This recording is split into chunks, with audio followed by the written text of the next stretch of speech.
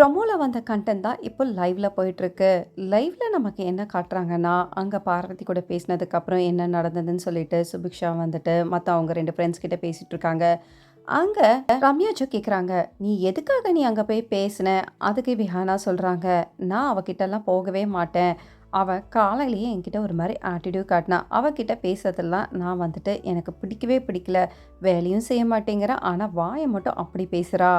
நான் யோசிச்சேன், எனக்கு ஒரு ஸ்ட்ராட்டஜி இருக்கு. சரி அந்த ஸ்ட்ராட்டஜி படி போலான்னு சொல்லிட்டு தான் அவங்க கிட்ட பேசினேன். அவங்க கிட்ட பேச பேச அவங்க வந்து ஃபர்ஸ்ட்டு சாதாரணமா தான் பேசினாங்க.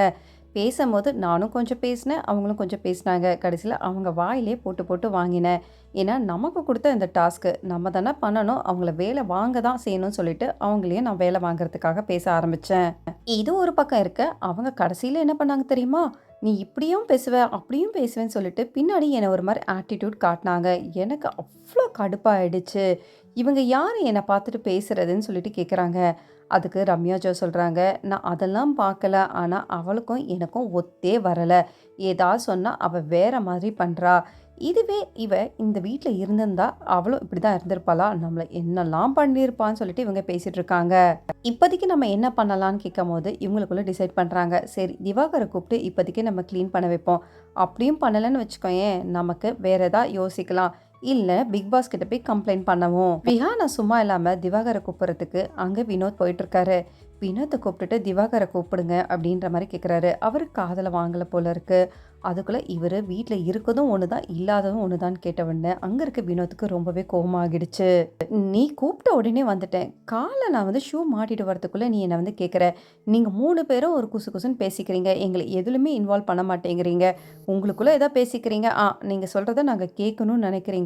இவர்கிட்ட சொல்றதெல்லாம் வேஸ்ட்டுன்னு சொல்ற. அப்படி என்ன நான் வேஸ்ட்டா பண்ணிட்டேன்? நான் இந்த வீட்ல இருக்கிறது வேஸ்ட்டான்னு கேட்குறாரு. அதுக்கு இவங்க சொல்றாங்க, "இல்ல, இல்ல நான் அந்த மாரி மீன் பண்ணல." அதுக்கு அவருமே சொல்றாரு, "இந்த வீட்ல யார் ஒண்ணுமே பண்ணாம இருக்காங்கன்னா, அது நீ தான்" சொல்லிட்டு அவங்க கிட்டயே சொல்றாரு. அதுக்கு இவங்களுமே டென்ஷன் ஆகி அப்புறம் இப்படி சரி விடுங்க இதை பற்றி நம்ம பேச வேணாம் நமக்குள்ளே எதுவும் சண்டை வேணாம்னு சொல்லிக்கிறாங்க. ஆனால் விஹானை பொறுத்த வரைக்கும் இன்னைக்கு காலையில் அன்சீனுமே அப்படி தான் வந்தது. ஸோ இந்த வீட்டில் 100 நாள் யார் இருப்பாங்க கேட்டால் நான் தான் கண்டிப்பாக இருப்பேன். எதுக்கான்னு கேட்டால் அது எனக்கு தெரியல. நான் ஜாலியாக இந்த வீட்டில் இருந்துட்டு நான் ஜாலியாக போயிடுவேன்னு சொல்கிறாங்க.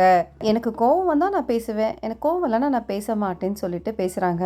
ஸோ இவங்க எப்படினாலுமே ஒரு பக்கம் பார்த்தீங்கன்னா நமக்கு ஆசனை மாதிரி எப்படியும் வந்துட்டு சொல்கிறவங்க எப்படியும் மக்கள் ஓட்டு போட்டுருவாங்கன்னு நம்பிக்கையில் இருக்காங்க. ஸோ இந்த மாதிரி அப்டேட்லாம் பார்க்கறதுக்கு என் சேனலை மறக்காமல் சப்ஸ்கிரைப் பண்ணி சப்போர்ட் பண்ணுங்கள். தேங்க்ஸ் ஃபார் வாட்சிங் மக்களே.